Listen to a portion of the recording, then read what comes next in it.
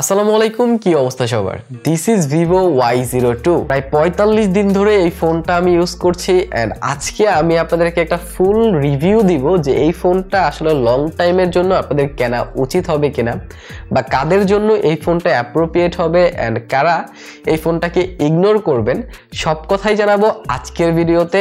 আমি রবিন, আপনাদের সাথে মূলবাড়ি। তো চলুন শুরু করা যাক। এই ফোনটা বাংলাদেশে লঞ্চ হয়েছে ৯৯৯০ টাকায় এন্ড এই প্রাইসে সিরিয়াসলি ডিজাইনটা কিন্তু আমাকে অনেক ইমপ্রেস করতে পেরেছে। ফোনটা ফ্ল্যাট এজের সাথে আসে এন্ড ব্যাক সাইডও কিন্তু ফুল ফ্ল্যাট করা আছে এন্ড তার সাথে ব্যাক সাইডে প্লাস্টিক ইউজ করলেও একটা গ্লাসের মতো ফিনিশিং তারা দিয়েছে এন্ড সেইটাতে ম্যাট ফিনিশিং করেছে, যার কারণে কোনো ফিঙ্গারপ্রিন্ট ক্যাচ করে না এন্ড স্ক্র্যাচও কিন্তু তেমন বেশি আসে না যেরকমটা গ্লসিতে আসে, যার কারণে এইটার ডিজাইনটা আমার কাছে সিম্পল এন্ড সুন্দর মনে হয়েছে। পিছনে যে ক্যামেরা মডিউলটা আছে সার্কেলের মধ্যে সেইটারও কিন্তু বাম্প এতটা নাই, যার কারণে এইটা ফ্ল্যাট সার্ফেসে রাখলে এতটা প্রবলেম আপনাদের পড়তে হবে না। এছাড়া পোর্টস এন্ড বাটনের দিকে যদি আপনারা তাকান তাহলে বটম সাইডে আপনার একটা মাইক্রোফোন, একটা ইউএসবি পোর্ট এন্ড একটা হেডফোন জ্যাক পেয়ে যাচ্ছেন এন্ড হেডফোন জ্যাক অনেক ইম্পর্টেন্ট। রাইট সাইডে আপনারা volume rocker and power button পেয়ে যাচ্ছেন। লেফট সাইডে একটা কমপ্লিট সিম ট্রে যেখানে দুটো সিম কার্ডের পাশাপাশি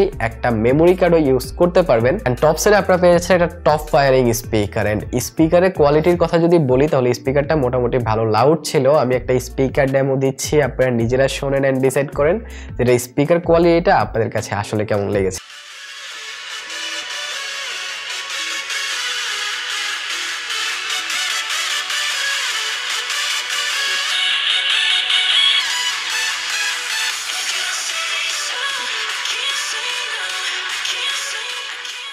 গাজীপুর চৌরাস্তার শাপলা ম্যানশনে সাদ্দাম টেলিকম এই ফোনটা আমাদের কাছে পাঠিয়েছেন। তাদের কাছ থেকে এই ফোনটা যারা পারচেস করবেন তাদের জন্য থাকবে একটা স্মার্ট ওয়াচ 1500 টাকা দামে। সিরিয়াসলি ডিসক্রিপশনে আমি নাম্বার অ্যান্ড তাদের পেজ লিঙ্ক দিয়ে দিচ্ছি, বাট শর্ত হচ্ছে অবশ্যই আপনাদের মোবাইল বাড়ি চ্যানেলের সাবস্ক্রাইবার হইতে হবে অ্যান্ড পেজের ফলোয়ার হইতে হবে। এছাড়া ফোনটাতে 6.51 ইঞ্চির একটি HD+ রেজলিউশনের IPS ডিসপ্লে পেয়ে যাচ্ছেন, হুইচ ইজ গুড। আপনারা নর্মাল ভিডিও দেখার জন্য বা ডে টু ডে লাইফে ইউজ করার জন্য কোনো প্রকার প্রবলেম হবে না, বাট ইনডোরে কোনো সমস্যা না হলে আউটডোরে একটু ব্রাইটনেস জনিত রোগে আপনাদের পড়তে হবে। ব্রাইটনেসটা এতটাও বেশি না যে আপনাদের সানলাইটে একদম ফুল ক্লিন দেখা যাবে, বাট তারপরও আমি বলবো যে এটার ডিসপ্লেটা কোয়াইট গুড যদি আমরা এই প্রাইস রেঞ্জ চিন্তা করি। এছাড়া ফোনটাতে আপনারা 2GB র্যাম পেয়ে যাচ্ছেন, 32GB রোম পেয়ে যাচ্ছেন এন্ড প্রসেসর হিসেবে মিডিয়াটেকের হিলিও P22 প্রসেসর পাচ্ছেন, হুইচ ইজ একদম বেসিক। আমি বলবো একদম বেসিক ইউজের জন্য এই ফোনটা বানানো হয়েছে এন্ড এইটার যে আন্তত বেঞ্চমার্ক সেটাও কিন্তু একই কথা বলে, কারণ আন্তত বেঞ্চমার্ক স্কোরটাও কিন্তু 1,07,000-এর মতো। সো এতেই বোঝা যাচ্ছে যে এইটা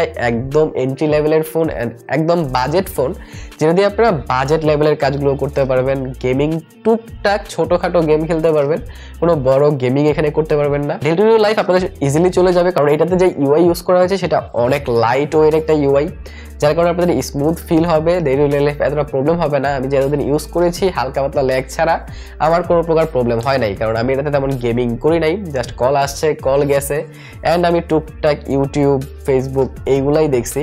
বাট ফেসবুকের যখন ফুল ফ্লেজ ভার্সনটা আপনারা ইউজ করেন, যখন একের পর এক মেসেজ আসতে থাকে, সেটা পপ আপ আসতে থাকে, তখন কিন্তু খানিকটা স্লো অ্যান্ড ল্যাগের দেখা আমি পেয়েছি। আপনারা যখন এই ফোনটা লং টাইম ইউজ করবেন সেটা আপনারাও দেখতে পাবেন, কারণ যেহেতু আমি 45 দিন ধরে এই ফোনটা ইউজ করেছি, সো সেই কারণে এই সবের যে এক্সপিরিয়েন্সটা সেটা আমি শেয়ার করতে পারছি আপনাদের। অ্যান্ড যখন আপনি ইমুতে কথা বলবেন অ্যান্ড একের পর এক অনেক সময় হয় ইমু আমরা অফ করে রাখি ডাটা, এরপরে একের পর এক মেসেজ আসতে থাকে, সেখানেও খানিকটা ল্যাগ আপনারা দেখতে পাবেন, কারণ হেভি কোনো ওয়েট এই ফোনটা এত সহজে নিতে পারবে না, যেহেতু এটার প্রসেসরটা এতটা আপ টু দ্য মার্ক না। সো সেটা আপনাদের অবশ্যই নজরে রাখতে হবে। এই ফোনটা তাদের জন্য যারা আমার মতো নর্মাল ইউজের জন্য ফোন চাচ্ছেন, যে একটা ভালো ফোন আছে, আপনি একটা সেকেন্ডারি হিসেবে ফোন চাচ্ছেন, এটা শুধু কল টল দিবেন আর ইউটিউব দেখবেন, তাহলে এটা ঠিকঠাক আছে। বা বাসায় দিবেন, ছোট বাচ্চা আছে বাসায়, তারা কার্টুন দেখবে, তাদের জন্য দিচ্ছেন, হালকা পাতলা কল আসবে, তাহলে তাদের জন্য কিন্তু এটা ভালো হবে। বা বাসার মুরব্বীদের জন্য, অথবা যারা একটা বেসিক ফোন খুঁজছেন, গেমিং করেন না, তাদের জন্য এই ফোনটা খারাপ হবে না। বাট চেষ্টা করবেন সবসময় যে বর্তমান সময়ে এসে একটা 4GB র্যামের ফোন নেওয়ার জন্য। 2GB আমরা কখনোই সাজেস্ট করি না, যদি না আপনি অনেক বিপদে পড়েন। তারপরে অনেকে বলেন ভাইয়া এইসব ফোনেও কি ফ্রি ফায়ার খেলা যায়? আমি বলবো হ্যাঁ, খেলা যায়। আমি ফ্রি ফায়ার এটাতে অনেকক্ষণ খেলেছি, মোটামুটি খেলা যাচ্ছিল। যদিও আমি ফুল টাইম ফ্রি ফায়ার বা গেমার না, এই জন্য আমি এটা তেমন গেম খেলি নাই, বাট টুকটাক যতক্ষণ আমি খেলছি আমার কিন্তু এটা কোনো প্রবলেম দেয় নাই। একটানা খেলতে থাকেন তাহলে হয়তো একটু ল্যাগের দেখা পাবেন, বাট যখন আমি 1-2 গেম খেলেছি বা 2-3 গেম খেলে বের হয়ে গেছি, আমি কিন্তু কোনো প্রকার প্রবলেম পাই নাই। ইজিলি ফ্রি ফায়ারটা ইউজ করতে পারবেন। তারপর আমি কিছু নর্মাল গেমও খেলি এখানে, যেমন স্ম্যাশ হিট, এই গেমটা আমার কাছে পার্সোনালি ভালো লাগে। অ্যান্ড তার সাথে আমি সাবওয়ে সার্ফাসও এটাতে খেলেছি। সাবওয়ে সার্ফাসটা যদি খানিকটা ল্যাগ দেয় মাঝে মধ্যে, যেটার কারণে আমার কাছে পার্সোনালি ভালো লাগে না, এই জন্য আমি আসলে এটাতে গেম খেলি না। সো বাকিটা আপনাদের উপরে যে আপনারা এটাতে গেম খেলবেন কি খেলবেন না, বা গেমিং এর জন্য কি নিতে চাচ্ছেন কিনা, সেক্ষেত্রে আপনারা অবশ্যই সেই জিনিসগুলো মাথায় রাখবেন। কারণ আমি যেহেতু লং টাইম ইউজ করেছি, তাই আমি আপনাদের একটা প্রপার রিভিউ দেওয়ার চেষ্টা করছি যেটা ওভারঅল কেমন পারফরমেন্স করবে। সো যদি ক্যামেরা নিয়ে কথা বলি, তাহলে এখানে পিছনের সাইডে আপনারা একটা ক্যামেরা পেয়ে যাচ্ছেন 8 মেগাপিক্সেল, যেটা দিয়ে আপনারা মোটামুটি ভালো ছবি ক্যাপচার করতে পারবেন। ইনডোরে যদিও খানিকটা ডিটেলসের ঘাটতি থাকে, তারপর ভালো লাইটিং পেলে এতটা সমস্যা হবে না। আমি বেশি ছবি তুলে আপনাদেরকে জুম করে দেখিয়ে দিচ্ছি, আপনারা হয়তো বুঝতে পারবেন যে ইনডোরে এটার ছবি কেমন আসে। অ্যান্ড আউটডোরেরও বেশ কিছু শীতের সকালের ছবি আপনারা হয়তো দেখতে পাচ্ছেন যে এটা ক্যামেরাটা আসলে কেমন ডে লাইটে।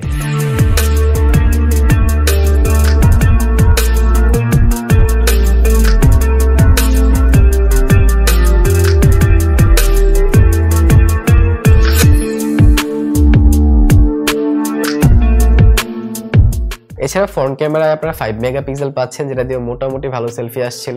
আমি বেশ কিছু সেলফিও দিয়ে দিচ্ছি আপনাদের উদ্দেশ্যে, আপনারা দেখেন এন্ড ডিসাইড করেন যে এটার ক্যামেরাটা কেমন।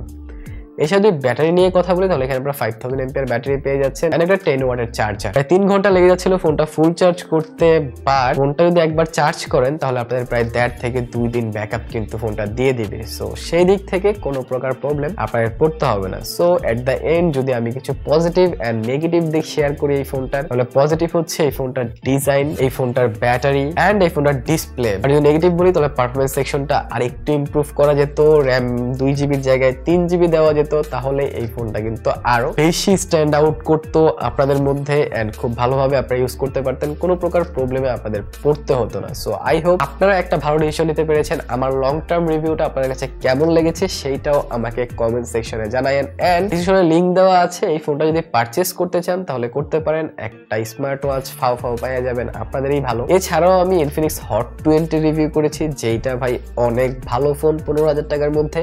সেইটা দেখতে চাইলে এইখানে ক্লিক করে দেখে নিতে পারেন। ভালো থাকেন, সুস্থ থাকেন। ভিডিওটা ভালো লাগলে লাইক কমেন্ট শেয়ার করে দিন। দেখা হবে পরে ভিডিওতে। টিল দেন, আল্লাহ হাফেজ।